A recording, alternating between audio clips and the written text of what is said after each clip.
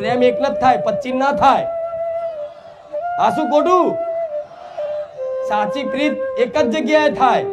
તો તમારી ઘેર બેઠેલી કુળદેવી છે એના શરણમાં તમને પહોંચાડી અને મુખે રોમનું નામ લાવી અને તમારા પૂર્વજોને જો ઉદ્ધાર કરાવી અને તમારા પૂર્વજો જોડથી આશીર્વાદ પરાણે એમને હાલવા જ પડશે.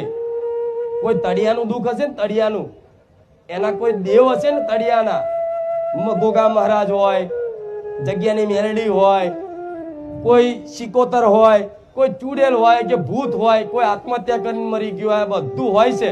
હું ના નહીં કહેતી કે નહીં હોતું, ભૂત પ્રેત બધું હોય છે. પણ તમે રામનું નામ લ્યો છો તો ભગવાનની કૃપાથી એમની આત્માને શાંતિ મળે, તૃપ્તિ થાય અને દેવી દેવતાઓ પર તમારી પર હોમેથી કૃપા કરી જાય. વગર એના દીવો કરે, વગર એના વ્યવહાર આલે અને વગર અગરબત્તી કરે, ખાલી રામનું નામ તો જપી જો.